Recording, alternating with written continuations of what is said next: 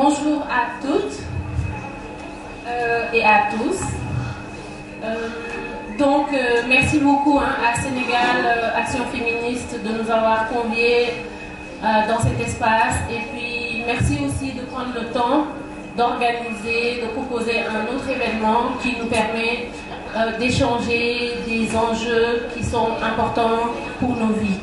Alors, aujourd'hui, on va faire ça rapidement. Donc, on a aussi 45 minutes, je pense, et on est plus nombreuses. Donc voilà, ça va pas être très long. On va essayer de présenter les gens rapidement. Donc, il y a Maïmouna Astouyad qui est Maïmouna.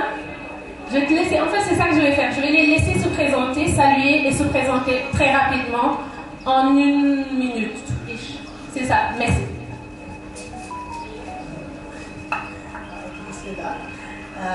Bonjour à toutes et à tous. Je suis la logique de Haïti. Merci à Rosso pour cette seconde édition du Dakelu. Je suis Maïmouna Astouyad, fondatrice et directrice exécutive de Digate Sénégal. En même temps, je suis très ravie de vous dire que je suis le point focal également de Godas au Sénégal. Super. Alors, Khadi, Dr Babou. Merci Maya. Merci Letty. Bonjour à toutes et à tous. Je suis Dr Babou Khadi. Je suis médecin d'information spécialiste en santé internationale. Et je suis la co-coordonnatrice du réseau des féministes du Sénégal. Et j'essaie de mettre en avant la thématique des violences obstétricales au Sénégal. Qu'est-ce qu'on appelle par violence obstétricale? C'est aussi des violences basées sur les genres et dont les auteurs et autrices sont le personnel soignant. Exact. Merci beaucoup, Khadi. Ami? Bonjour à tout le monde. Moi, je me nomme Anissa Ho. Je suis juriste de formation. J'occupe actuellement le poste de manager de programme plaidoyer Afrique de l'Ouest de l'ONG Plan Parenthood Global, qui est une organisation non gouvernementale américaine installée au Sénégal depuis 2015 et qui appuie la société civile sur tout ce qui est le plaidoyer pour l'accès à l'avortement médicalisé. Donc, j'ai été aussi la coordonnatrice du comité de plaidoyer pour l'accès à l'avortement médicalisé que nous appelons Task Force depuis sa création de 2013 à 2021. Donc, c'est un plaisir pour moi de parler avec mes co-débattrices de parler de cette question de l'avortement médicalisé. Merci beaucoup. Merci Ami. Teslanik? Merci Letty. Teslanik Mouléon, je suis gestionnaire de projet et je travaille aujourd'hui dans la position de gestionnaire du mouvement Audace. Et dans cette position, je facilite les connexions entre les partenaires régionaux. Je soutiens l'apprentissage et le partage au sein du mouvement à travers des communautés de pratiques régionales que nous mettons en place. Je suis également professionnelle des médias et dans cette posture, je m'intéresse énormément à comment les médias peuvent servir les droits des femmes de façon concrète. Merci. Merci beaucoup. Alors, donc, vous le voyez, on a des spécialistes, des militantes et qui vont s'adresser. En fait, on va échanger ensemble et on va essayer de le faire chacune à partir de sa posture. Donc, les postures médicales, les postures de juriste et puis organisationnelles aussi. N'hésitez pas à nous interrompre pour prendre la parole. Ce qu'on va essayer de faire, c'est vraiment de faire ça short and sweet. Donc, on ne sera pas très longue et comme ça, ça va faciliter les échanges. Les gens qui veulent prendre les photos, papoter, on va vous inviter à aller un peu plus loin, juste pour nous permettre d'avoir un espace plus commode. Merci. Alors, donc pour commencer, je vais donner la parole à Maïmouna Astouyad.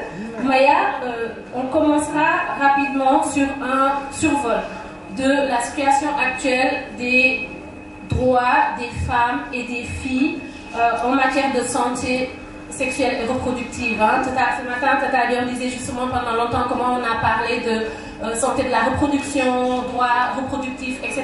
Je pense qu'on ne parlait même pas de droits, mais en tout cas là, on aimerait vraiment aller là-dessus et plus voir ça à partir de ta posture de juriste féministe. D'accord. Alors, est-ce que ça va? Est-ce que ça va? D'accord. Ok, merci Letty pour la question.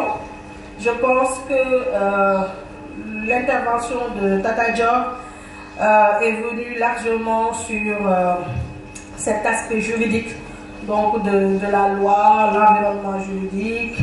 Et je sais que aussi Ami va renforcer donc, ce plaidoyer-là.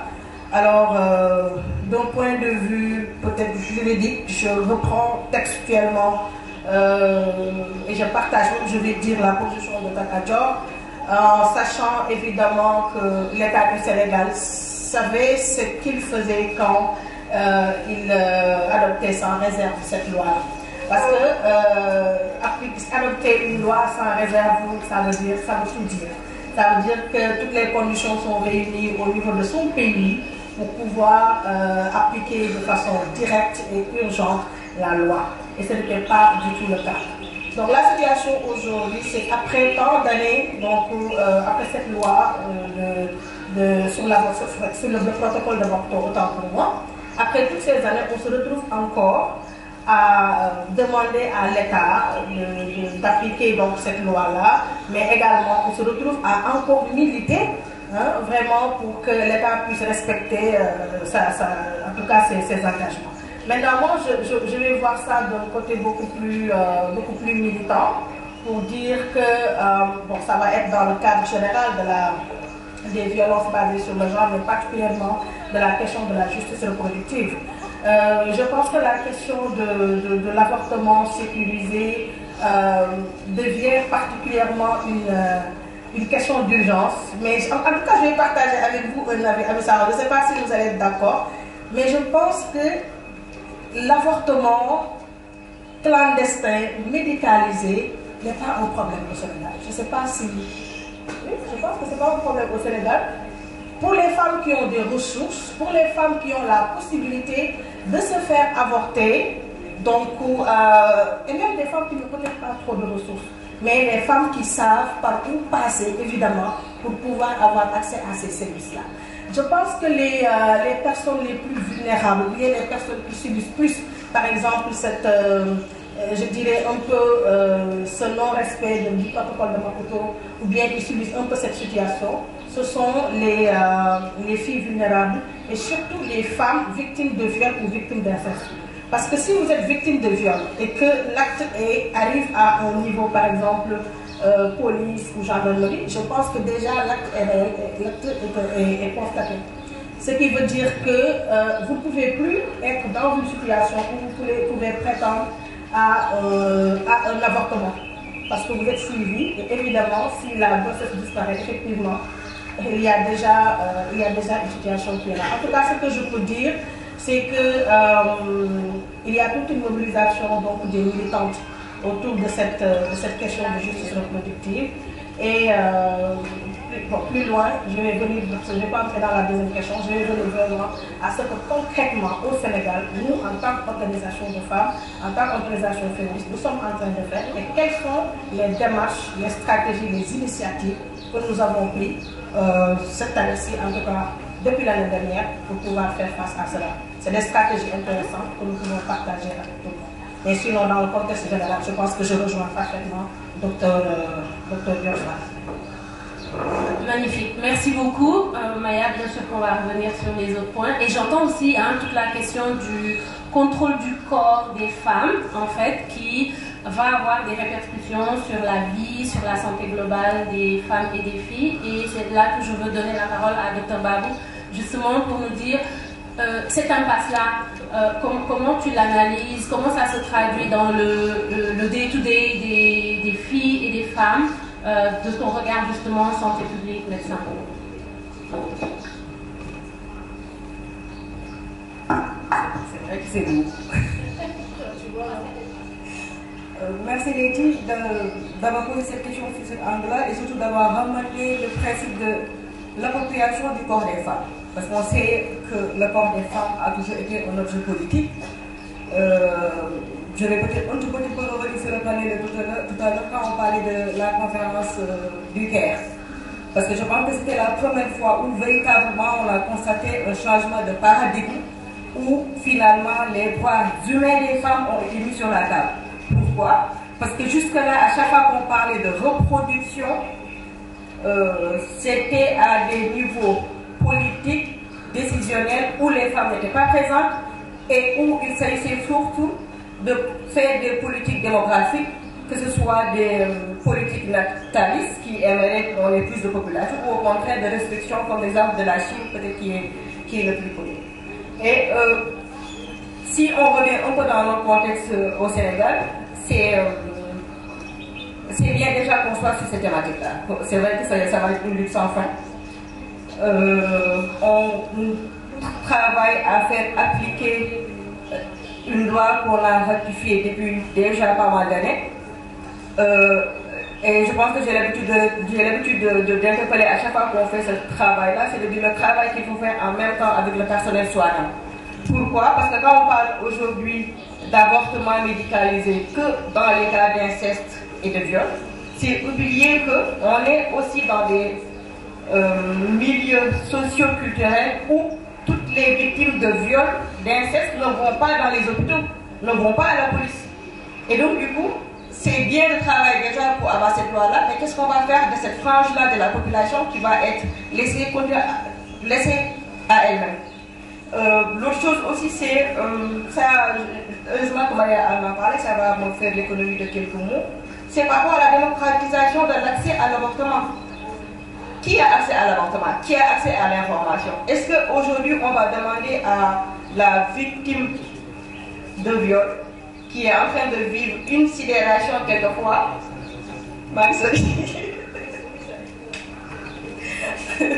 ok, donc en fait, c'est... peut-être qu'on va... voilà, on va revenir sur ça.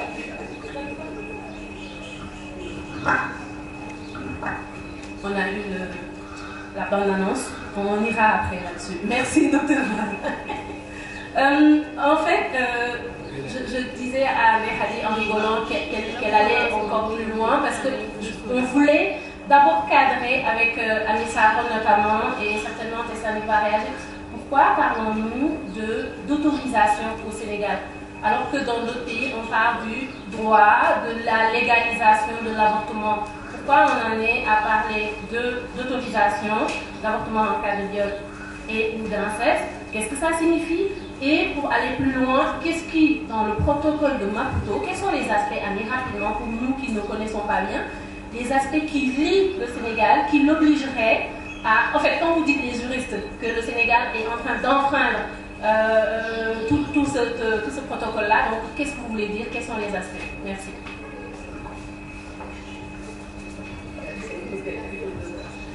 Merci Lady. Déjà, expliquer un peu pourquoi nous parlons d'autorisation et pas de légalisation. Dans le contexte sénégalais, nous voulons une autorisation de l'avortement en cas de viol et inceste. Ça veut dire que nous préconisons de laisser tel quel l'article 305 du Code pénal qui interdit l'avortement.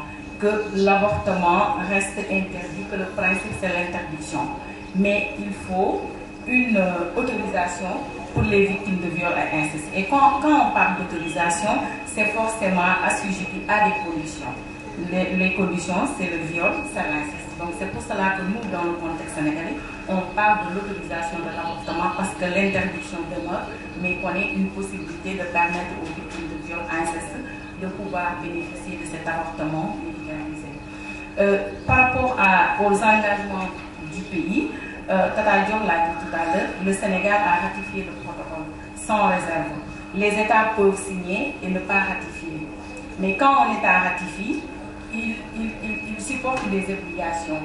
Et là, c'est très clair avec l'article 98 de la Constitution qui dit que toutes les conventions, tous les protocoles dûment ratifiés ont une valeur supérieure sur les lois nationales. Ça veut dire qu'en 2005, quand le Sénégal a ratifié le protocole de Maputo, qui dit en son article 14, alinéa 2C, que les États qui ont ratifié ce protocole doivent autoriser l'avortement médicalisé en cas de viol inceste quand la santé de la mère ou la vie de la mère ou du fœtus est menacé.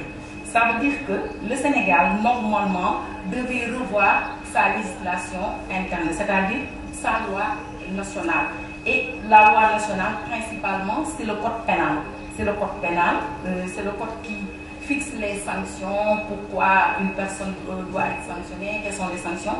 Donc ce code-là qui interdit l'avortement devait être harmonisé. C'est-à-dire que le Sénégal devrait, comme Tata Diop le disait tout à l'heure, ce protocole est d'application immédiate du moins. Donc le Sénégal devait changer sa législation nationale pour permettre aux victimes de viol inceste de pouvoir bénéficier de cet avortement. Mais malheureusement, comme on le sait, jusqu'à présent, la législation sénégalaise interdit l'avortement même quand la santé de la mère est menacée. Donc la seule possibilité où l'avortement est permis, c'est quand la vie de la mère est menacée. Et là, il faut des conditions parce qu'il faut qu'il y ait le rapport du médecin traitant de la femme enceinte qui dit que si on ne fait pas cette intervention, on risque de perdre cette femme et il faut l'avis de 2 autres médecins dont l'un est agréé auprès du tribunal. Donc, ce qui veut dire que même dans les cas où l'avortement est autorisé, c'est un peu contraignant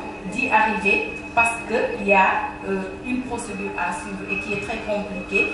Peut-être que je ne vais pas entrer dans les explications techniques par rapport au médecin traitant, mais on sait que avoir un médecin traitant dans certaines régions, c'est pas toujours évident, mais on n'a pas l'habitude aussi d'avoir des médecins qui suivent les femmes du début de la grossesse à la fin, alors que c'est ça la signification du médecin traitant. Donc c'est juste pour vous dire que le Sénégal est dans une contradiction entre les engagements qu'il a pris sur le plan international et sa législation nationale qui interdit l'avortement, alors qu'on sait qu'il y a le principe de souveraineté des États. Les États ne sont pas contraints à aller signer, ratifier des conventions, mais nos États ont l'habitude d'aller signer, ratifier. Et moi, le plus important pour moi, c'est de dire, en tout cas à ceux qui sont là, que la ratification, c'est l'Assemblée nationale qui l'autorise. C'est l'Assemblée qui nous représente. L'Assemblée qui représente, en tout cas nous, Sénégalais, qui donne une autorisation, une loi d'autorisation à l'État pour aller ratifier. Ça veut dire que l'État est allé ratifier à notre nom, mais l'État n'applique pas ce qu'il a ratifié à notre nom et il est en train de violer toutes ces ratifications, tous ces engagements-là. Merci.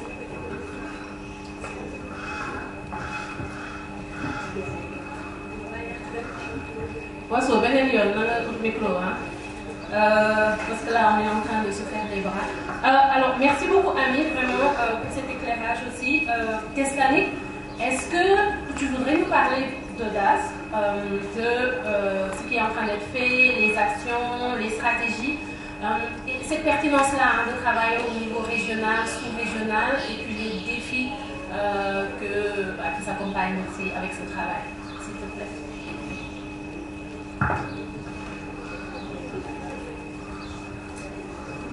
Je vais donc me prêter aussi à l'exercice de musculation des doigts, avec notre lot de micro.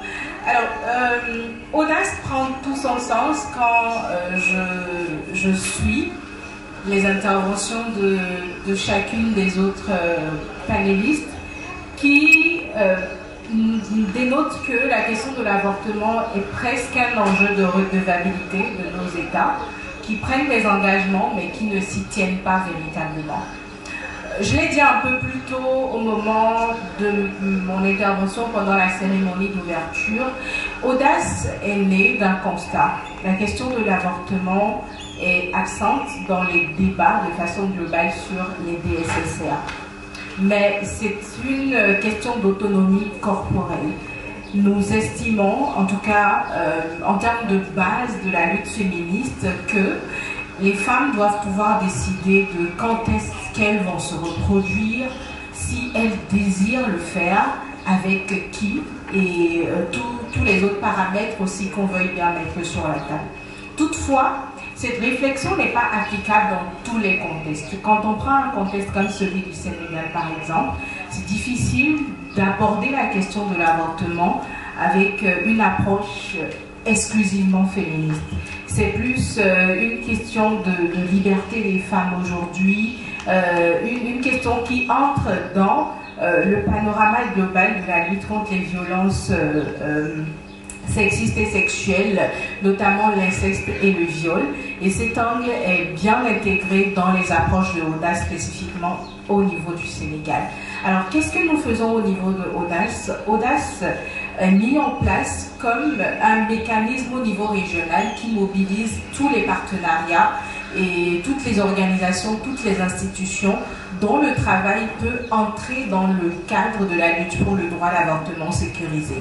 Et dans ce contexte-là, ou dans ce mécanisme, nous avons des représentations de gouvernement, nous avons des organisations féministes, nous avons des organisations de jeunes, nous avons des professionnels, donc ça peut être de la santé, du droit, des organisations professionnelles de façon globale, des organisations communautaires, et c'est d'ailleurs pour ça qu'il était extrêmement pertinent pour nous d'être dans cet espace, puisque des organisations communautaires y sont représentées et nous pourrons davantage toucher du doigt leur travail et les défis spécifiques dans les zones difficiles d'accès et où, comme Maya l'a dit, les femmes n'ont pas forcément cette information et cette capacité d'intégrer ou d'accéder à ce droit, même si un jour il était autorisé dans le contexte du Sénégal. Pourquoi est-ce que le travail de Audace est important? Il facilite l'apprentissage. Et c'est là l'un des principaux axes. L'apprentissage parce qu'il y a déjà des pays qui sont avancés par rapport à d'autres en Afrique francophone. Peut-être qu'il est important de préciser que le travail de Audace couvre toute la région Afrique francophone, donc à peu près 22 pays. Et il y a des pays dans lesquels l'expérience en termes d'autorisation ou de légalisation ou de dépénalisation selon le thème qui est utilisé est déjà très avancée. Et donc, Audace met en avant le fait que les expériences, les acquis, les bonnes pratiques et les processus qui ont marché dans un contexte peuvent servir pour soutenir le processus dans un autre contexte en prenant en compte les spécificités de ces contextes-là. Aujourd'hui, un modèle ou des modèles qui sont beaucoup mis en avant, c'est ceux de la RDC, qui ont vraiment mis en application le protocole de Maputo, mais vraiment sans aucune réserve. On a également le modèle du Bénin, d'où je viens d'ailleurs, qui n'est pas forcément encore totalement complet avec le protocole de Maputo. Et il y a des lignes sur lesquelles on sait que le mouvement féministe, la société civile, les professionnels de santé vont revenir très bientôt pour poursuivre la lutte. Mais pour le moment, il y a quelques acquis sur lesquels on est quand même, on se base, on est content de les avoir au niveau du Bénin. Et ce sont des modèles sur lesquels on essaie de bâtir l'apprentissage et le partage dans la région. Les défis, c'est, je pense, Ami qui l'a dit, c'est la spécificité des contextes. Quand on prend le cas du Sénégal, je l'ai dit, et Maya, qui est le point focal d'Audace, reviendra certainement dessus aussi, on n'aborde pas la question de l'avortement sécurisé comme une lutte féministe quand on vient au Sénégal, parce que ça ne favorise pas l'obtention des résultats qu'on espère avoir. C'est délicat de venir avec tout notre discours de c'est un droit à l'autonomie corporelle, les femmes ont le droit de disposer de leur corps. Je pense que c'est Madame Ferdion, c'est bien ça, qui l'a mentionné un peu plus tôt. Il y a tous les enjeux et les dynamiques religieuses qui ne facilitent pas cela. Et c'est ça en termes de défis. Quand on va par exemple au Burkina Faso, on ne parle pas d'avortement, on parle d'interruption sécurisée de grossesse parce que le thème avortement est trop lourd dans un contexte comme celui du Burkina. Et ça évolue comme ça. Il y a beaucoup de pays dans lesquels la thématique est encore difficile à aborder. Donc l'un des principaux enjeux pour Audace aujourd'hui, c'est de faciliter au moins le débat dans l'espace public. Parce que ce n'est pas parce que l'avortement est interdit ou est pénalisé que les femmes n'y ont pas recours. Elles y ont recours au péril de leur vie. Et mes prédécesseurs l'ont dit, ça ne coûte qu'aux femmes qui ont encore des défis financiers aujourd'hui. Sinon, celles qui en ont les moyens, qui ont accès à l'information, ont recours à l'avortement sans que leur vie ne soit mise en danger, tant les filles que les femmes. Voilà. Merci. Super, merci. Merci vraiment pour...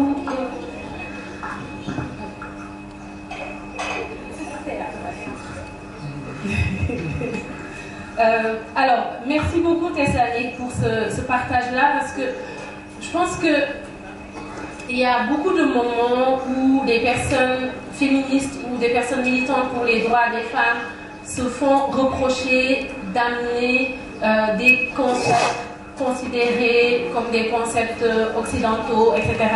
Et ça n'a pas de fondement, bien entendu, c'est vraiment dans des logiques de silenciation. Mais ce qui est intéressant, c'est vraiment de voir aussi comment nous, on peut apprendre d'un pays à l'autre. Tu vois, moi je viens juste on vient d'entendre qu'au Burkina, on parlait plus d'interruption, et c'est vraiment intéressant. Parce que hier, j'étais à un truc avec Ami, et puis il y avait encore un monsieur qui nous disait « Ouais, mais avortement, c'est compliqué. » La minute où vous parlez d'avortement, les gens, limite en gros, les gens arrêtent d'écouter. Mais bon, bref, ça reste quand même un enjeu féministe. C'est un des plus vieux slogans des luttes féministes. Un bébé si je veux, quand je veux, n'est-ce pas? Donc voilà. Et personnellement, je pense que sur la ligne, on devrait nécessairement avoir des personnes capables de porter cela, tout autant que d'autres qui vont vraiment rester dans une dynamique de dire au Sénégal, hey, vous avez ratifié, respecté au moins ça, et puis voilà. Tout en sachant bien entendu que ce qu'on apprend aussi des autres pays, c'est que c'est pas l'autorisation ne répondra pas à tout, parce que ça a été aussi abordé ici. Donc voilà, mais ouais, sur le maintien des synergies et puis des solutions endogènes, je pense que c'est pertinent de continuer la réflexion.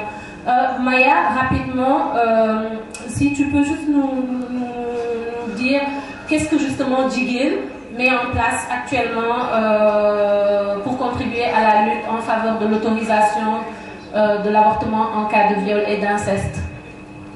Est-ce que ça va? Oui, ça va. Ça va? Est-ce que c'est fort? Voilà. D'accord. Alors, merci Letty, ça va? Merci Letty. Je pense que je ne vais pas oublier le propos de Tessalé, parce que j'aimerais revenir là-dessus. Parce que je pense que de parler, la méthodologie, donc de parler d'interruption au lieu peut-être d'avortement, moi je pense que ça, c'est une approche, en tout cas intéressante, qui pourrait peut-être amener les autres pays à un peu retravailler le lexique, hein, et aller dans un sens où on va avoir un peu en tout cas l'adhésion des communautés, parce que l'État du Sénégal se cache derrière les communautés, se cache derrière ses forces. L'État du Sénégal va vous dire bon, écoutez, il faut que je parle aux imams, il faut que je parle aux maisons religieuses et tout ça, vous voyez un peu. Donc l'État du Sénégal sait très bien un peu quel est son positionnement, quelles sont ses stratégies pour pouvoir un peu retarder cette loi. Alors, c'était ce que je voulais dire et répondre directement à la question de Letty. Alors, je rappelle que Jigil Sénégal est une organisation féministe, donc, qui a été créée depuis 2016. Et aujourd'hui, nous travaillons sur plusieurs thématiques. La question de l'avortement, oui. La question de l'avortement est une question très importante dans le cadre de notre programmation. Et je suis très ravie de partager aussi cette panel avec l'un de nos bailleurs amis qui a vraiment fait confiance à Jigil Sénégal. Bah oui, c'est la bosse, hein. Voilà, donc il a vraiment fait confiance à Jigil Sénégal, mais aussi à beaucoup d'autres organisations au Sénégal pour pouvoir travailler sur cette question d'avortement. Alors, donc je vais dire que notre programme, c'est un programme pas à pas. Donc c'est un programme global que plusieurs bailleurs, pas partagent, mais plusieurs bailleurs contribuent dans ce programme. On a Pipi Global qui nous appuie, donc pour une durée de 7 mois, pour renforcer un peu notre plaidoyer. Il y a aussi d'autres partenaires qui se sont positionnés. Alors, quelle est la démarche que nous avons adoptée effectivement pour un peu travailler sur la question de l'avortement? Alors moi je me dis que la task force existe depuis très longtemps et la task force a fait énormément de progrès.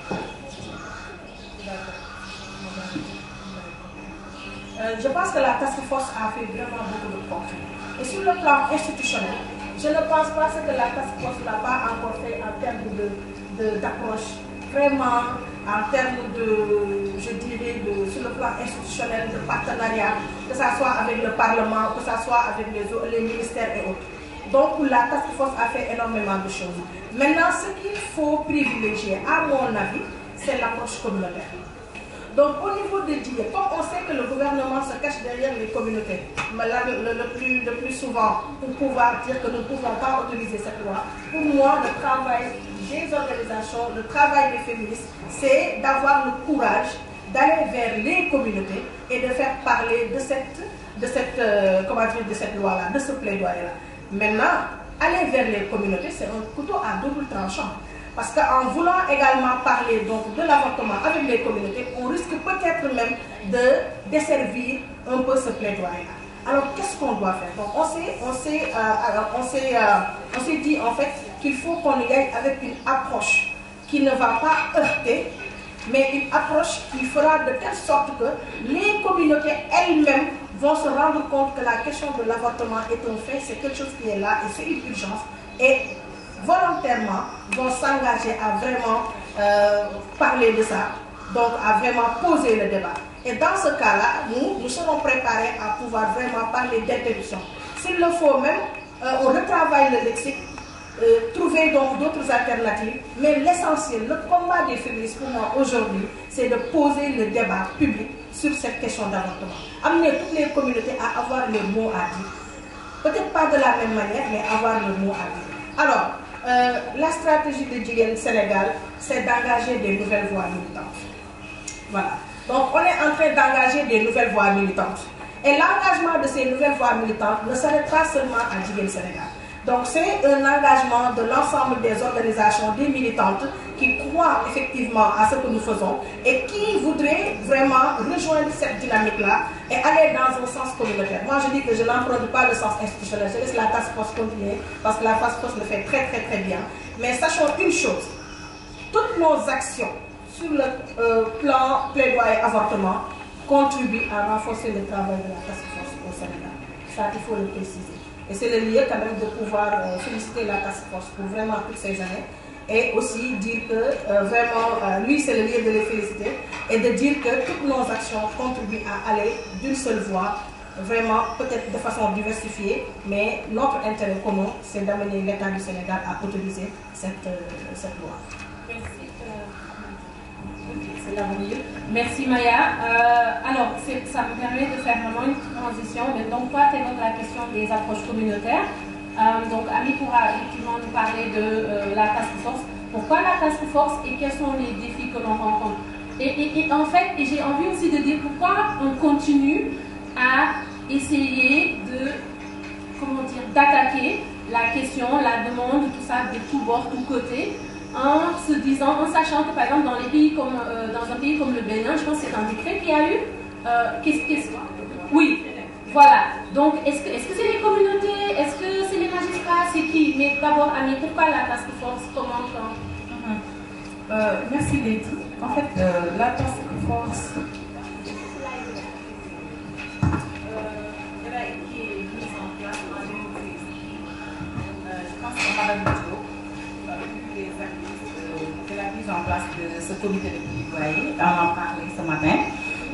C'est à la suite d'une étude de la DSR. En ce moment-là, c'était la DSR, la direction de la santé de la mère et de l'enfant. C'était sur les mortalités maternelles, donc je ne reviens pas sur les statistiques. Donc, l'une des recommandations phares était de porter un plaidoyer pour aller dans le sens de réformer la loi actuelle sur l'avortement. C'est comme ça qu'on a mis ce comité de plaidoyer. Et actuellement, nous sommes 22 organisations, je pense, dans ce comité avec des individus qui sont membres. Donc, l'objectif, c'était en tout cas, d'amener l'État sénégalais à harmoniser sa législation nationale avec le protocole de Maputo Donc depuis lors, on est en train de travailler, de mener des actions de plaidoyer, sensibilisation, communication.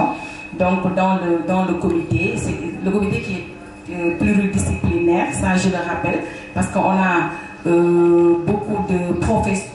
On a les sages-femmes, les femmes médecins, les femmes juristes AJS, on a les journalistes, nous avons aussi les religieux dans le comité de plaidoyer. Et nous, actuellement, nous battons pour que le projet de loi qui a été élaboré par le cadre juridique présidé par Tata Dior, parce que ça c'était un défi majeur dans le cadre de ce plaidoyer, parce qu'à chaque fois qu'on parlait de projet de loi, le gouvernement nous opposait le fait qu'il n'était pas du tout facile d'avoir une loi qui pouvait allier le temps judiciaire au temps médical, parce que c'est à la suite d'un viol ou d'un inceste que l'avortement devait être autorisé. Donc nous avons travaillé sur un projet de loi. Entre-temps, il est survenu la criminalisation du viol. Et ça a rendu plus difficile notre travail. Mais heureusement, nous y sommes arrivés. On a un projet de loi qui autorise l'avortement en cas de viol ou inceste et qui met certaines conditions pour alléger un peu l'avortement thérapeutique qui existe. Donc le défi majeur pour nous actuellement, c'est de faire passer ce projet de loi-là au niveau de l'Assemblée nationale. Mais vous savez, avant que la loi arrive à l'Assemblée nationale, il y a tout un processus, toute une procédure. Déjà, il faut régler le problème du portage de cette loi-là. Est-ce que c'est le ministère de la Santé? Est-ce que c'est le ministère de la Femme? Est-ce que c'est le ministère de la Justice? Ou bien ce sera un co-portage? En tout cas, nous, on a fini d'avoir ce projet de loi. Maintenant, l'autre défi, c'est d'avoir un environnement favorable. Toi-même, tu as assisté hier à une scène où on a presque été attaqué parce que c'est toujours des résistances, c'est toujours, je dirais pas des incompréhensions, mais des gens qui essaient de nous mettre des fonctions de contrôle. Il ne faut pas parler de l'avortement, il faut en parler comme ci, il faut en parler comme ça, il faut que celui-là parle, il faut que celle-là ne parle pas. Donc ça, c'est un défi que nous voulons vraiment relever. On a constaté que le blocage, ça vient surtout du religieux. Quand je parle du religieux, c'est-à-dire qu'il y a une construction qui est là. Beaucoup de Sénégalais pensent que l'avortement n'est pas autorisé en islam. Dans le comité, on a réussi à avoir un argumentaire juridique où on a démontré carrément que l'avortement peut être autorisé en islam avec des conditions, c'est-à-dire avant le délai de 120 jours à la suite d'un viol inceste. Donc c'est beaucoup de défis auxquels nous faisons face, mais en tout cas les plus grands défis, c'est déjà l'adoption de ce projet de loi-là, mais surtout d'avoir un environnement favorable qui nous permettra quand même d'arriver à cette réforme-là sur l'avortement médicalisé. Et je pense que nous avons réussi dans le cadre de la task force. En tout cas, l'une de nos plus belles avancées, c'est le fait de poser ce débat-là. Je me rappelle en 2013, c'était pas évident quand même. On a eu même à acheter des émissions dans de grandes télé et à la veille des émissions, on nous appelle pour nous dire que oui, c'est sensible, malgré que vous avez payé, mais on ne peut pas parler de l'avortement. Beaucoup d'organes de presse ne voulaient pas parler de cette question d'avortement. Même des organisations féminines avant qui disaient que oui, c'était sensible, on risque d'être étiqueté, on risque d'être discriminé.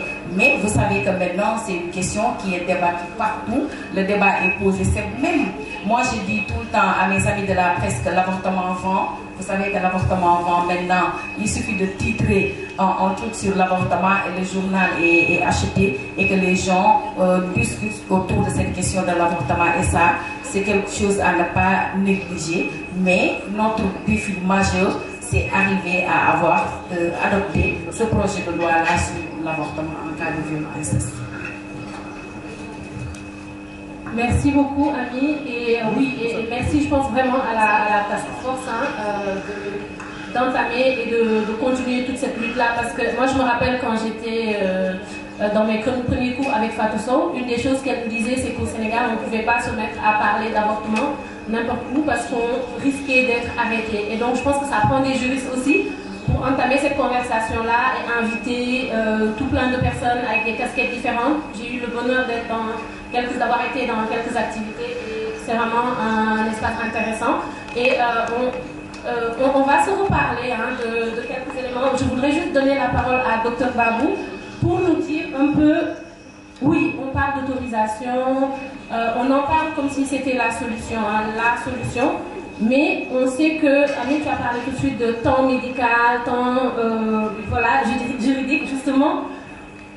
Ce serait quoi les avantages d'un point de vue médical, Dr Babou et santé publique, justement, d'avoir cet avortement-là, cette autorisation? Mais qu'est-ce que ça pose aussi comme problème en sachant qu'il va y avoir des allers-retours juridiques et pour mettre fin à une grossesse, c'est un temps limité quand même. Donc, est-ce que tu voudrais aller là-dessus?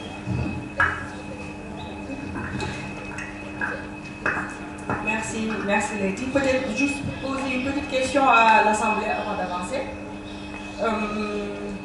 Sur 2023, les dernières données nous disaient que toutes les 9 minutes, une femme mourait au sud d'un avortement clandestin.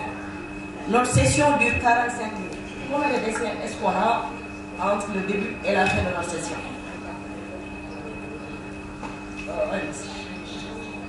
Évidemment. En 45 minutes, on aura perdu combien de femmes en fait? 5. En Afrique, on a des chiffres qui tournaient autour de 1,6 million de femmes qui auraient eu recours à l'avortement clandestin, rien qu'en Afrique, en 2023 toujours. D'accord? Je ne vais pas revenir sur les chiffres parce que tantôt ma consoeur sage-femme est revenue en lâche en détail dessus. Mais les chiffres qu'on a d'habitude, c'est les chiffres de l'avortement clandestin de manière générale, globale. D'accord? Et si nous revenons sur le fait de dire qu'on a en urgence obstétricale 50% des consultations qui sont en rapport direct avec des complications liées à l'avortement clandestin, peut-être que pour les autres, ce ne sont que des chiffres. Peut-être que pour nos autorités, ce ne sont que des chiffres.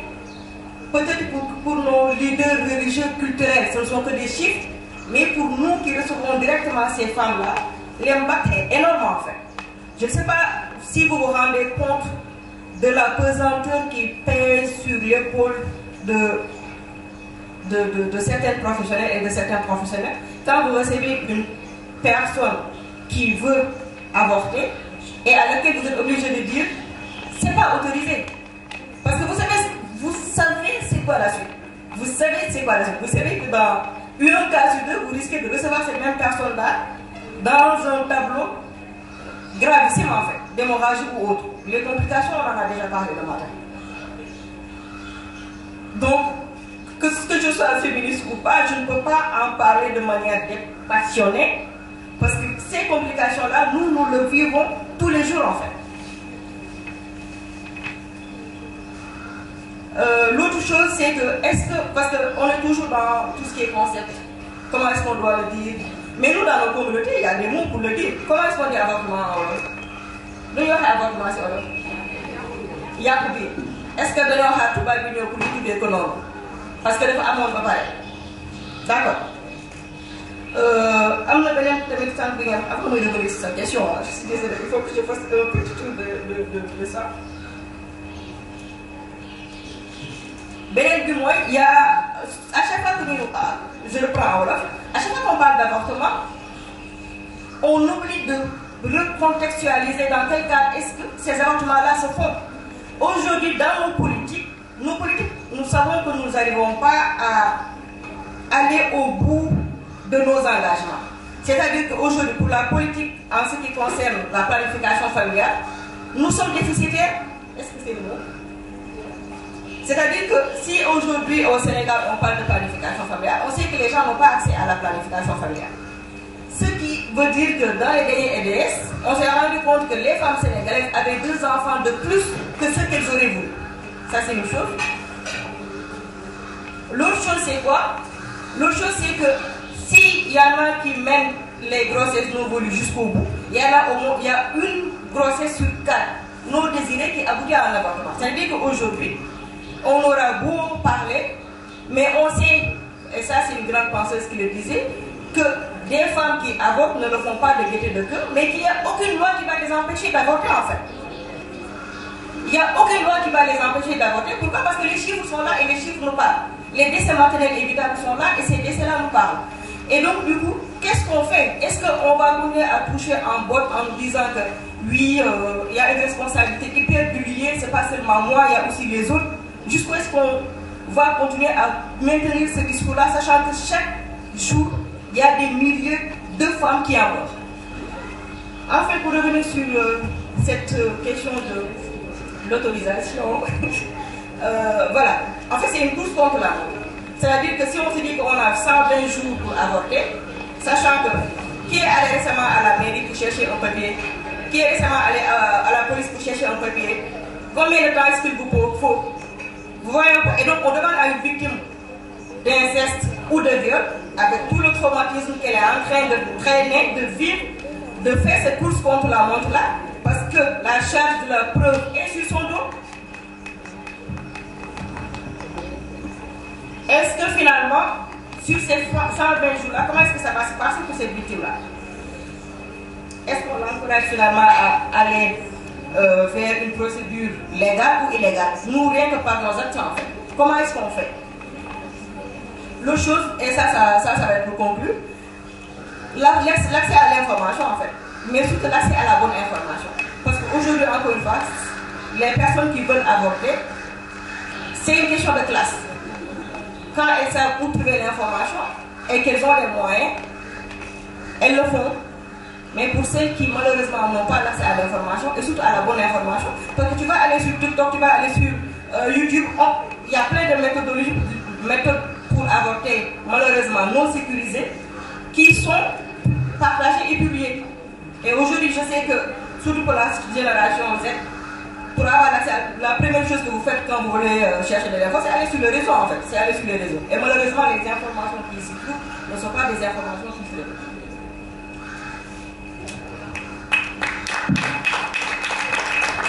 Merci beaucoup, vraiment merci pour ce point parce qu'en fait, je pense que c'était pour attirer notre attention sur oui, on a besoin d'avoir une autorisation d'avortement en cas de viol et d'inceste, mais ça ne va pas résoudre tous nos problèmes. Et c'est là, en fait, ce serait aussi une invitation à aller voir ce qui se fait déjà dans la sous-région. Par exemple, au Ghana, je sais que quand on parle avec les militants, elles vont nous dire que oui, la loi est là, mais les gens vont avoir moins tendance quand même à aller à l'hôpital parce qu'elles vont dire la sage-femme c'est la voisine, la femme du pasteur, etc., etc. Donc il y a un ensemble de trucs. Et tu as nommé aussi la question de la classe. On le sait, le non-accès à l'avortement dans nos pays est un problème de femmes pauvres. Et c'est pour ça aussi que je voudrais vous demander à toutes, pour conclure rapidement, pourquoi ce travail-là de demande d'autorisation d'avortement en cas de viol et d'inceste doit être un travail intersectionnel, avoir une réflexion intersectionnelle pour vraiment faire en sorte que tout le monde puisse recourir à cette autorisation-là lorsqu'elle sera disponible. Tessalonique, je voudrais te donner la parole pour commencer et puis faire un rapide tour avec les autres. Merci.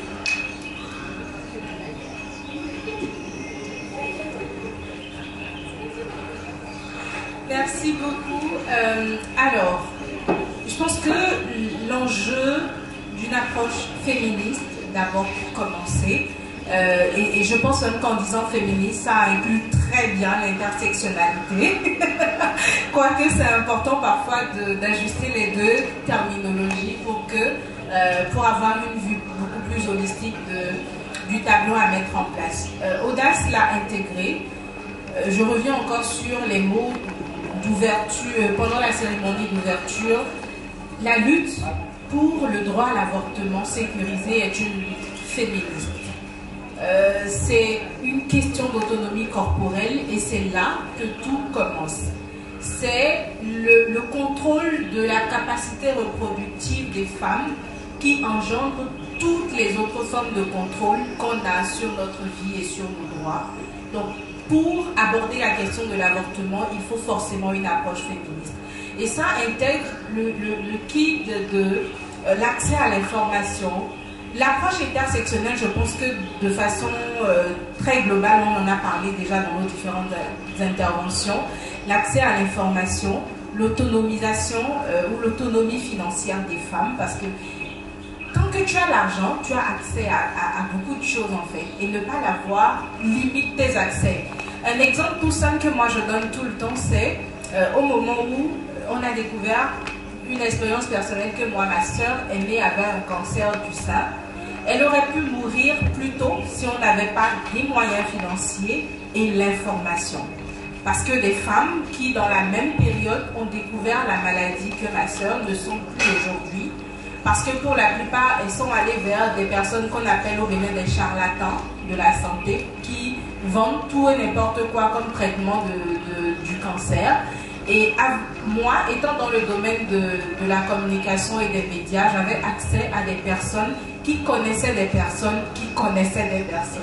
Donc cette chaîne a favorisé que ma sœur ait accès à des soins de qualité.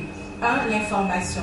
De deux, les moyens, parce que même si elle était en incapacité, on avait des proches qui pouvaient nous aider à subvenir à ses besoins de santé, et ça a réglé à un moment la question et l'a sauvée par rapport à d'autres femmes qui n'ont pas eu la même chance, des femmes qui sont allées vers ces charlatans et qui sont décédées.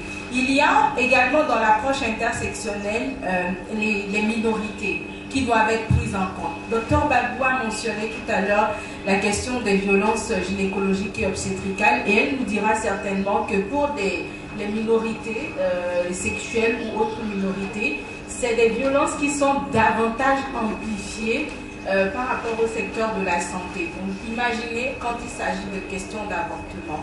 On parlera également des adolescentes dans cette approche intersectionnelle. Une jeune fille, voilà, de moins de 18 ans qui veut recourir à un service d'avortement, que cela soit en cas de viol ou d'inceste ou par rapport à d'autres contextes, sera forcément plus marginalisée et plus stigmatisée qu'une femme comme moi qui va recourir à un service d'avortement. Et ça renforce sa vulnérabilité parce qu'elle ne pourra pas aller vers des professionnels, elle cherchera la solution dans un contexte détourné. Il y a également les enjeux liés aux personnes en situation de handicap. Je vais m'en arrêter à vous permettre de faire des compléments aussi, qui n'ont pas forcément la mobilité ou toutes les autres opportunités qu'une personne n'ayant pas d'handicap a pour accéder à des services. Et ça, ce n'est pas spécifique. Les éléments d'intersectionnalité et qui ne s'arrêtent pas là. Il y a des aspects d'identité, il y a des dynamiques de pouvoir que je n'ai pas forcément mentionnées, et j'espère que les autres y reviendront, qui ne sont pas inhérents spécifiquement à la question de l'avortement sécurisé, mais de façon globale au BSSR en fait. Il faut une approche et des perspectives féministes pour aborder désormais les questions de droit et de santé sexuelle reproductive si on veut faciliter l'accès pour toutes les femmes et toutes les filles comme on le mentionne et qu'on le souhaite. Voilà. Merci beaucoup Teslanik. Ami, pour continuer, compléter et juste nous dire pourquoi justement ça serait aussi pertinent dans le cas du Sénégal d'avoir comme fondement une analyse féministe intersectionnelle pour adresser la question de l'autorisation d'avortement. Je rappelle ça parce qu'on sait qu'il y a beaucoup de femmes qui ne vont pas aller chercher un certificat médical tout simplement parce qu'elles savent, elles ont entendu qu'elles devaient payer pour l'obtenir, que c'est un transport, que ça leur coûte pour y aller et elles ne savent pas parfois par où aller. Effectivement, moi je voudrais illustrer ce que vous venez de dire par un slogan qu'on avait, je pense, lors d'une campagne de la Task Force où on disait l'avortement clandestin coûte cher et coûte la vie. Ça, je pense que ça résume. L'avortement clandestin coûte cher et coûte la vie. On avait fait 2 études avec l'Institut Goodmatcher. La première avait fait état de 51 500 avortements au Sénégal en une année. C'était la moitié des étudiants de l'université Cheikh Anta. C'était en 2015 qu'on avait fait la restitution de cette étude. Et l'étude avait montré qu'il y avait 16 700 avortements qui ont connu des complications. Et une étude avait montré aussi que la cible la plus touchée, c'était entre 15 à 44 ans, la cible jeune. Et une autre étude qui a montré le coût des avortements clandestins sur le système sanitaire sénégalais. Donc, ce qui veut dire que tout le monde gagnerait à soutenir ces réformes-là pour l'autorisation de l'avortement, que ce soit l'État, parce que les avortements clandestins, quoi qu'on puisse dire, ça va continuer et ça coûte à l'État parce qu'après les complications, c'est le système de santé qui prend les personnes. Donc, parce qu'il y a des soins post-avortement qui sont inscrits dans nos normes et protocoles. Donc, ça, c'est pour l'État. Pour nous autres femmes, on connaît les conséquences. En dehors des conséquences sanitaires, des conséquences psychologiques, des conséquences sur la jouissance de nos droits. Ça, c'est important. Et pour les jeunes, ils sont les réfugiés. Et pour la population de manière générale, on parle d'atteinte des ODD, on parle de développement, on parle d'autonomisation des femmes, alors que 59% de la population féminine, qui est actuellement, je pense, à 50,1%, sont incarcérées pour infanticide, pour avortement. Comment on peut atteindre ce développement-là? Comment on peut parler d'autonomisation des femmes quand on sait que 59% de la population féminine est incarcérée pour avortement ou infanticide?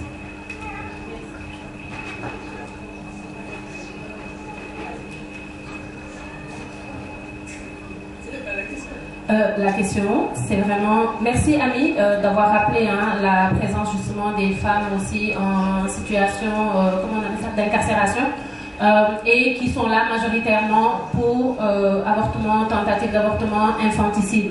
Je n'ai pas tous les chiffres. Il y avait une étude d'ailleurs que si jamais tu peux partager avec WASO, il y a une liste de présence, si l'étude est publique. Docteur Babou, pourquoi ce travail-là doit être un travail féministe intersectionnel?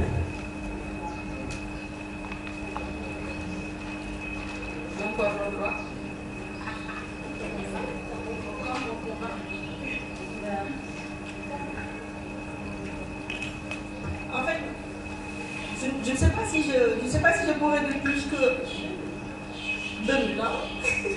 Ce que le Tata Dior a dit tout à l'heure, parce que moi j'aime bien faire référence à la CIPD, à la conférence du Caire. Pourquoi? Parce que, je le dis encore, c'était vraiment un changement de paradigme qui a été mis sur la table. Et l'autre chose, c'est quoi? C'est que ce sont des principes aussi qui ont été acceptés, renforcés par nos politiques. Parce qu'en principe, pour le package même de prise en charge de la santé des individus, en particulier en ce qui concerne la santé sexuelle, la santé de la reproduction, l'avortement fait partie du package en fait. L'avortement n'est pas un élément à part sur lequel il faudrait peut-être vérifier est-ce qu'on le met ou pas, mais l'avortement fait partie de ce package-là. Pourquoi? Parce que même les méthodes contraceptives, quelque efficaces qu'ils soient, ne sont pas efficaces à 100%. D'accord? Et donc, du coup, je fais toujours référence à la CIPD parce que je me dis que c'était peut-être les prémices de la justice reproductive, même si ça a été théorisé plus tard. C'est de permettre aux femmes aujourd'hui d'avoir le choix du quand, du comment, du avec qui, sur leur corps. Voilà, c'est juste ça.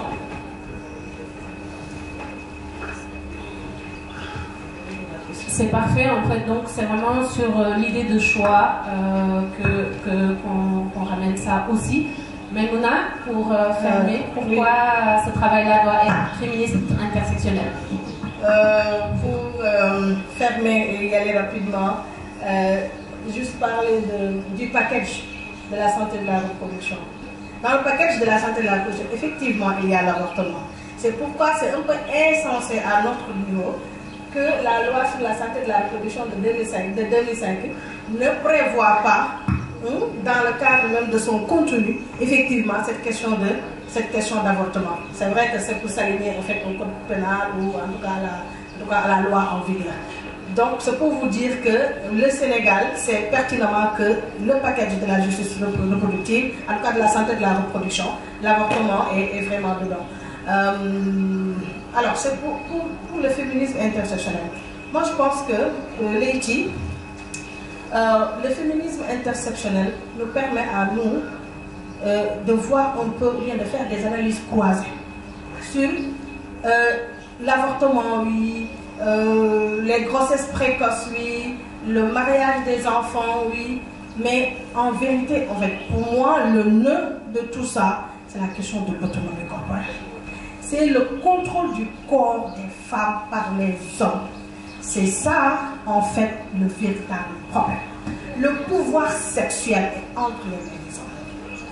Tout ce qui peut aujourd'hui contribuer à libérer le corps de la femme, à libérer les droits sexuels des femmes, ça, le patriarcat peut tout mettre sur la table. Donc, la vraie guerre, c'est l'autonomie corporelle. Donc, c'est pourquoi nous parlons effectivement c'est pratiquement ça. Et c'est vrai que quand on dit ça dans les télévisions, dans les médias publics, les hommes n'aiment pas que les femmes parlent de cette question de sexualité, en fait. Et je pense que le féminisme intersectionnel devra nous permettre, nous déjà en tant que féministes, de nous convaincre que si on veut parler d'avortement, il va falloir forcément qu'on parle d'avortement, oui c'est un point, mais on va parler aussi de la question donc des mariages précoces, on va parler de la question de l'autonomie corporelle. Voilà, savoir que ce sont des questions qui sont liées. Mais soyons convaincus, nous d'abord, que ce sont des analyses croisées. Je pense qu'il faut qu'on remette ce débat-là. Ce débat intersectionnel, il faut qu'on l'incarne et qu'on l'intègre nous en tant que militants d'abord. Pour que nos approches sur le plan de la programmation, sur le plan de nos interventions, puissent être carrément intersectionnelles. Il faut qu'on aille vers l'intersectionnalité pour pouvoir, comment on dit, régler beaucoup de problèmes en même temps.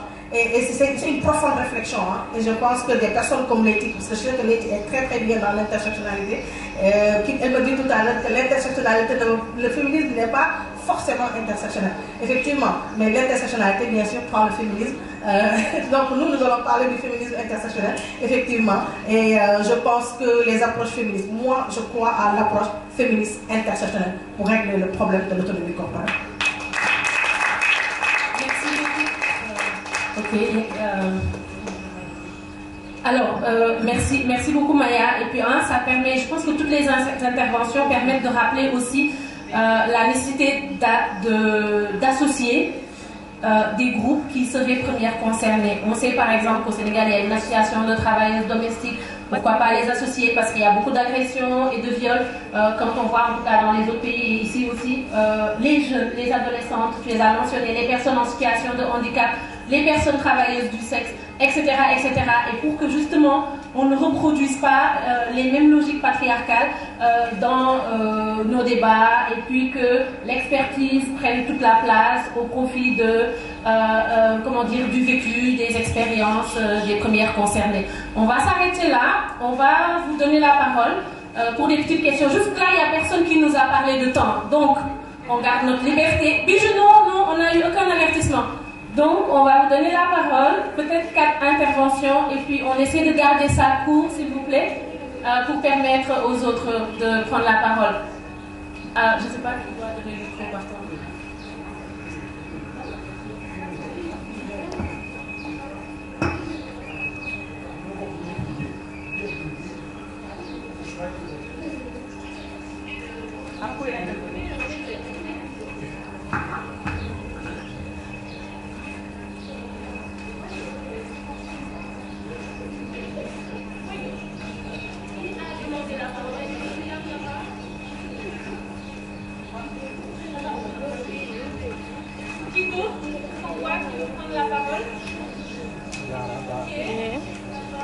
Merci de vous nommer et dire si jamais vous appartenez à des organisations, des éléments que vous avez envie de partager. Alors bonjour à tous et à toutes. Je suis Fatou Diop et je travaille à l'ONG Microsoft Sénégal. C'est bon, vous m'entendez? Alors je travaille à l'ONG Microsoft Sénégal en tant que senior plaidoyer. Alors je suis très très heureuse de ce débat et qui est à mon avis très très passionnant. Et comme vous l'avez dit, il faudrait qu'on puisse avoir aujourd'hui cette intersectionnalité. qu'on puisse pouvoir travailler avec plusieurs couches de la population, que ce soit avec les féministes, que ce soit avec les religieux, que ce soit avec les associations de personnes qui travaillent dans les maisons, comme vous l'avez dit tout à l'heure. Mais il faudrait également une chose, qu'on puisse travailler en synergie. Nous sommes en train d'aborder une thématique qui est très très sensible. Cette lutte-là, comme Anissa l'a dit, c'est en train d'être menée au Sénégal depuis à peu près 2013 sous le livre de la Task Force. À mon avis, aujourd'hui, on devrait pouvoir avoir cette synergie-là des interventions. Il faudrait qu'on arrête que chacun y aille de son côté, que chacun défende la chose comme bon lui semble, si je peux m'exprimer ainsi. À mon avis, on devrait avoir ce même discours. On devrait pouvoir avoir ce même discours-là parce que la thématique, elle est tellement sensible. Et si on veut qu'on nous entende, si on veut avoir cette loi-là, pour l'autorisation de l'avortement au Sénégal, il faudrait qu'on puisse avoir cette synergie-là. Il faudrait qu'on puisse être beaucoup plus fort. Et on ne peut être beaucoup plus fort. Il faut d'abord penser à ceux qui sont au fin fond du Sénégal. Allez voir à Fongolimbi où les femmes sont tout le temps violentées, tout le temps violées, tout le temps battues. Et elles pensent même que ça fait partie maintenant de notre tradition. Même si un homme te viole, tu n'as même pas le droit à dénoncer. Tu n'as pas le droit même à crier fort pour que les gens t'entendent. En tant que femme, eux, ils se disent, quand tu tombes enceinte ou que tu es violée, tu dois garder le silence. Parce que là, si tes voisins ou ton environnement sachent que tu es violée, alors là... Dans notre sexualité liée à la COVID-19, alors, moi, ma question est de savoir, en parlant d'intersectionnalité, et sachant que également parmi les femmes, il y a toujours cette opposition binaire, si je peux l'appeler comme ça, parce que la femme qui est à Dakar, qui est très bien éduquée, qui sait par où passer, elle est différente de la femme qui est peut-être dans un village près de Bambay, qui est très loin, qui n'est pas nécessairement éduquée, qui ne connaît pas nécessairement toutes les législations autour de ces droits. Comment nous, en tant que femmes, comment nous, en tant que féministes, pouvons faire pour que ces femmes-là se sentent incluses, également qu'elles puissent vraiment avoir tous les droits que les autres femmes qui sont beaucoup plus privilégiées, je dirais, en termes d'éducation, en termes de situation financière surtout. Yes, merci. Merci Aïsra. Il y avait une personne ici. Oui, ici on en a là. Fille de...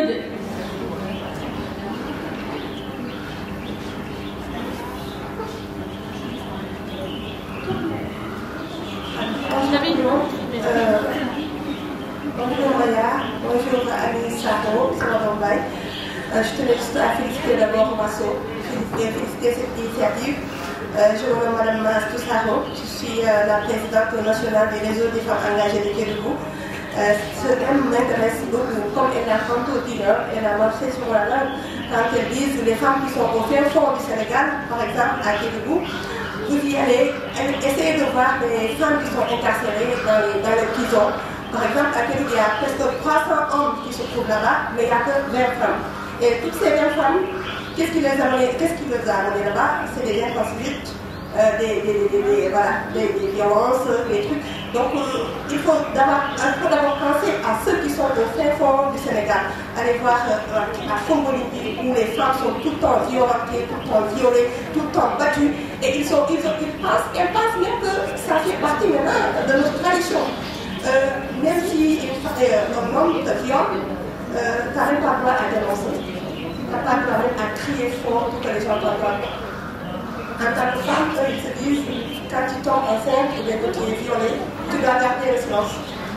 Parce que là, si tes voisins ou ton environnement sachent que tu es violée, alors là, les gens peuvent vraiment te fuir, pensant que tu es une femme déjà détruite. Et tu auras des problèmes en tout cas pour avoir un autre mari. Alors je tenais vraiment à vous féliciter et à vous dire que nous, en tant que la communauté Kédougou, nous sommes très heureux d'être ici aujourd'hui. Merci beaucoup. Merci beaucoup Assou. Il y a une personne ici. Excusez-moi. Qui a le micro? Ah ouais. Ah ouais. Oui.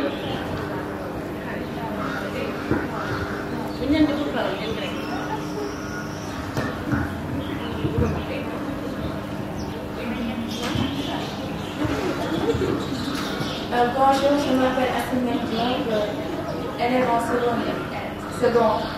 J'aurais demandé, on nous dit que la loi a interdit l'avortement, mais avec les pratiques, avec aussi les plantes, les végétaux, les personnes peuvent facilement avorter.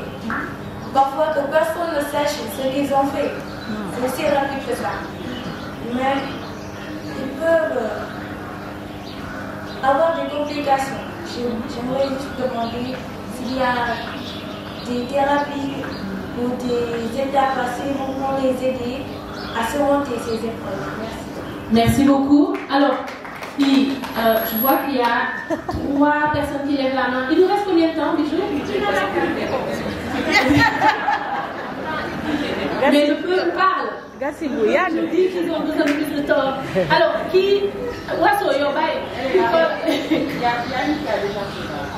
Ok, donc une deuxième personne. Un jour, une ancienne camarade de classe m'a dit que pour vérifier si on n'est pas enceinte, on peut utiliser une technique plus facile qui est utiliser les produits chimiques, les bleus que l'on utilise pour faire de linge. Mais c'est ça qu'elle m'a dit. Mais moi, je ne savais pas à l'époque, je ne comprenais rien de cela. Donc je voulais savoir si vous avez rencontré ces genres de cas-là. Et si oui, quels sont les problèmes liés à ça? Ok, parfait, merci. Est-ce que c'est des questions? C'est des questions? Je m'excuse parce que sinon on va nous chasser et puis on ne revient pas l'année prochaine. Si c'est pas des... Ok, allez-y, vous. Et puis après, la dame derrière.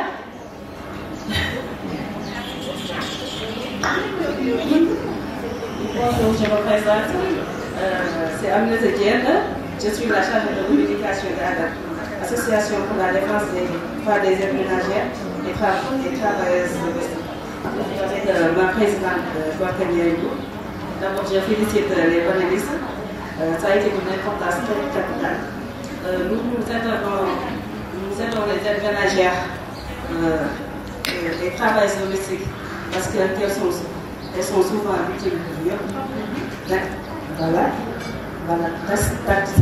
Et comme vous savez, la plupart sont non restrictes. J'aimerais partager peut-être une situation avec vous. Et comment est-ce qu'on peut les accompagner? Parce que parfois il y a le traumatisme, beaucoup le disent. Il y a l'inceste, tout cela. C'est juste une situation. Je vous remercie. Parfait, merci beaucoup. Alors, la dame là-bas. Oui.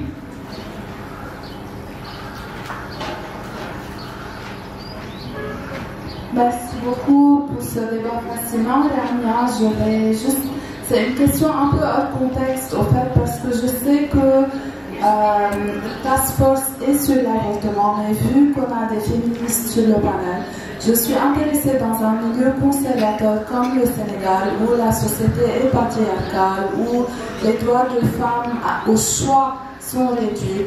La question d'une jeune fille ou d'une femme à garder son enfant au lieu de l'avorter, si elle a été posée sur la table, et quelles sont les modalités vu le manque d'accès à l'accompagnement psychologique, à l'accompagnement social, toutes ces difficultés qui font que des fois l'avortement est le choix le plus facile plutôt que le choix difficile. Super, merci beaucoup. Alors, je propose qu'on priorise les questions des jeunes personnes ici parce qu'il y a beaucoup d'informations qui circulent autour de l'avortement. Et pour le reste, je vous suggérerais d'avoir des petites discussions avec Maya, Dr Babou, Kesanik, Ami et moi-même par la suite, si vous êtes d'accord. Ça vous va? Parfait. Donc, on priorise les deux personnes. Dans ce cas-là, je vais donner la parole à un docteur qu'elle puisse répondre. Parce que, oui, d'accord, je pense que j'ai donné la parole. Ok, je vais répondre à leurs questions. Et aussi une ébauche de réponse à une qui parlait de femmes urbaines qui auraient... Non, en fait, c'est juste pour dire de faire attention à la caricature, en fait. Parce que quand on parle d'accès à l'information, d'éducation, vous le féminisme ne va pas sur le bol. Il faut faire attention à la caricature parce que il faut. C'est vrai qu'on avait 45 minutes, donc je n'ai pas voulu entrer dans ce champ lexical-là. C'est que on avait nos savoirs africains d'auto-gynéco, d'auto-soin. C'est-à-dire que les femmes africaines n'ont pas attendu la médecine moderne pour se prendre en charge, autant pour régler tout ce qui est question de menstrues, règles douloureuses, tout ce qui est soins après accouchement ou avortement. Ce n'est pas des nouveautés en fait. Je pense que même sur certains temples égyptiennes pharaoniques, je vais très loin, il y avait des traces de méthodes contraceptives qui ont été retrouvées en fait. Donc vous dites que c'est pas, on n'a pas entendu la médecine moderne pour nous soigner, d'accord? Ça c'est une chose. Et donc du coup, par rapport à l'accès à ces formes d'auto-soin, parfois les femmes qu'on pourrait caricaturer de non éduquées, rurales, etc., sont beaucoup plus résilientes sur ces aspects-là que la femme purement moderne de Dakar. D'accord? Donc il faut peut-être faire attention à cette caricature-là. L'autre chose, c'est, donc ça me permet un peu de revenir sur quand l'élève parlait des plantes et autres. Effectivement, il y a, je pense que c'est le Bénin qui sont en train de revenir, revisiter tout ce qui est auto-avortement et savoir africain. Donc ça a existé. Maintenant, nous au Sénégal, par exemple, moi en tant que médecin, je ne peux pas me permettre d'en parler ou de le conseiller. Pourquoi? Parce que malheureusement, notre pharmacopée et médecine traditionnelle, on ne le met pas en avant comme il faudrait. D'accord? Et donc pour le moment, c'est surtout la médecine moderne que moi, je peux me permettre de parler et de conseiller. Ça, c'est une chose. Oui, ça va venir.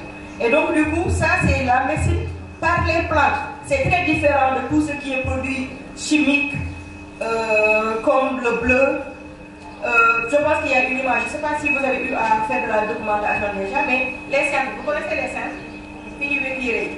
Ça a été pendant, jusqu'à présent, l'image même de la dénonciation de l'avortement clandestin, parce que ça aussi, ça a été utilisé pour interrompre les grossesses, et donc avec les complications que vous pouvez imaginer, perforation utérine, hémorragie et décès, complications, d'accord? Donc, et du coup, c'est pour ça qu'on dit qu'il faut faire attention, parce que quand on parle d'urgence, qu'on reçoit des jeunes filles, des femmes sur des thèmes de communication, parce que justement, elles utilisent cela. Et je disais tantôt que toutes les informations ne sont pas bonnes à prendre. Il y a une application, je ne sais pas si vous l'avez, je vais faire la publicité, Sarah est toujours là. Allo, allo, ça s'appelle Allo, allo. Ça permet d'avoir des informations en ce qui concerne la santé de la reproduction et qui sont fiables, d'accord? Et sur l'hygiène menstruelle, d'accord? Donc tout ce qui englobe la sexualité. Sexualité pas pour rapport sexuel, mais toutes les sphères de la sexualité, d'accord? Maintenant, pour vérifier si on est enceinte, c'est un test de grossesse qu'il faut faire, rien d'autre. D'accord? Test de grossesse qui coûte, je ne sais pas combien à la pharmacie ou à l'hiver de l'hôpital, mais il n'y a rien d'autre à faire, il n'y a rien à boire, il n'y a rien à mettre à l'intravaginal, il n'y a rien à faire à part un test de grossesse urinaire, tu fais pipi, tu mets dans un pot, tu mets la bandelette. Ça te dit si tu es enceinte ou pas, et après tu vas vérifier chez la sage-femme. Mais ça également, c'est des informations qui peuvent être accessibles sur Allo Allo, sur une application comme Allo Allo. D'accord? Mais il n'y a rien, il ne faut jamais rien mettre dans le vagin. Je suis médecin, je parle crûment, désolé. Voilà. Donc, il n'y a rien à mettre, il ne faut rien mettre. Rien, d'accord?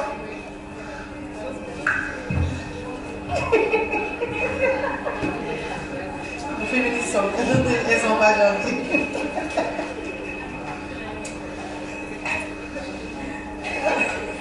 Bon, je vais sur l'intersectionnalité, mais moi rapidement, en 10 secondes.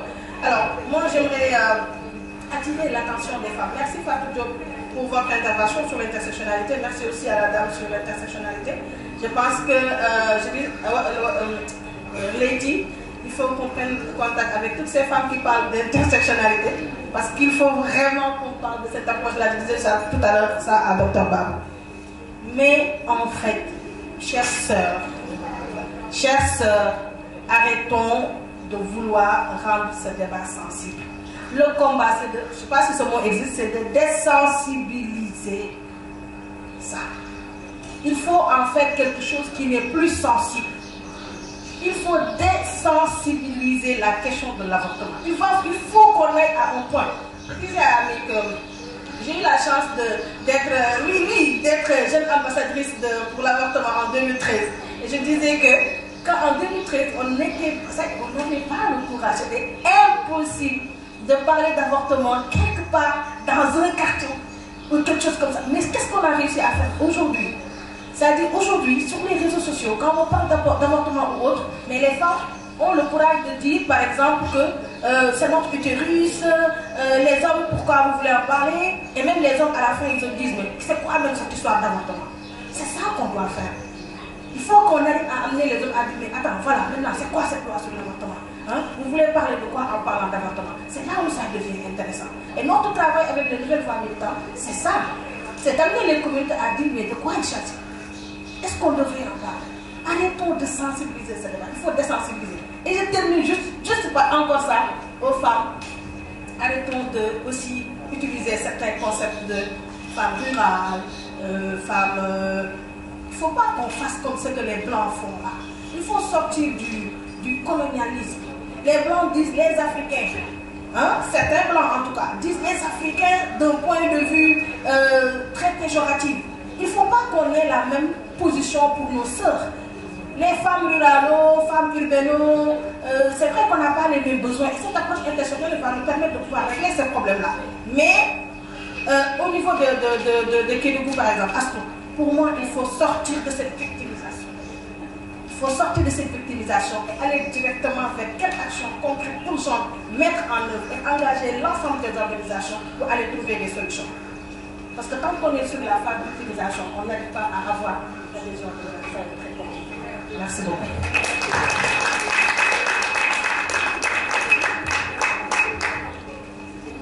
Oui, j'allais revenir sur l'aspect prise en charge psychosociale.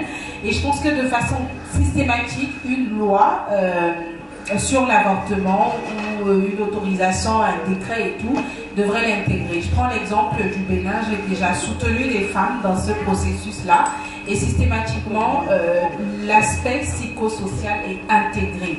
Quand elles arrivent et doivent demander le service, elles rencontrent un professionnel qui supporte la décision parce que généralement on se dit oui c'est un choix facile, les femmes veulent aller vers la dépravation, c'est pour ça elles exigent l'avortement, mais non, parfois c'est une décision très difficile et derrière ça a un poids que certaines femmes peuvent traîner pendant des années. Donc oui, ce processus est intégré dans le package de services d'avortement quand cela doit être offert.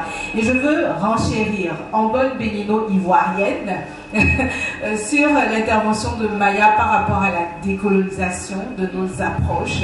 C'est beaucoup pris en compte dans les espaces féministes aujourd'hui et c'est une réflexion que nous faisons de notre posture pour des solutions qui nous ressemblent et qui intègrent véritablement nos réalités. Et rebondir également sur les interventions qui ont parlé de savoir endogène. Par exemple, Maya pourra le confirmer, on pourra en discuter après si vous le souhaitez. C'est une discussion très intense qu'on a eue dans le cadre d'ateliers féministes sur le droit et l'accès à l'avortement avec des militantes pour Audace, où on s'est dit il y a des savoirs endogènes dans nos communautés qui n'ont rien à voir avec la médecine telle qu'elle est faite aujourd'hui, Dr Babou l'a dit, et qu'on devrait pouvoir capitaliser pour soutenir cette lutte-là. Merci. Super. Merci. Je sais plus. Merci à tout le monde. Merci Teslanik, Ami, Dr Babou, Maya. Et oui, c'est des conversations importantes, intéressantes qu'on doit effectivement continuer à avoir dans tous les espaces, à Kédougou, au Cap Skirring, à Gemeleng et puis à Dakar. Et retenir qu'il n'y a pas d'homogénéité de la réalité des femmes, hein, qu'elles soient à Dakar ou à Bamé. Donc voilà, et donc juste continuer à réfléchir à comment on peut être là, présente à côté de tout le monde, parler avec et non parler à la place. Merci à toutes et à tous.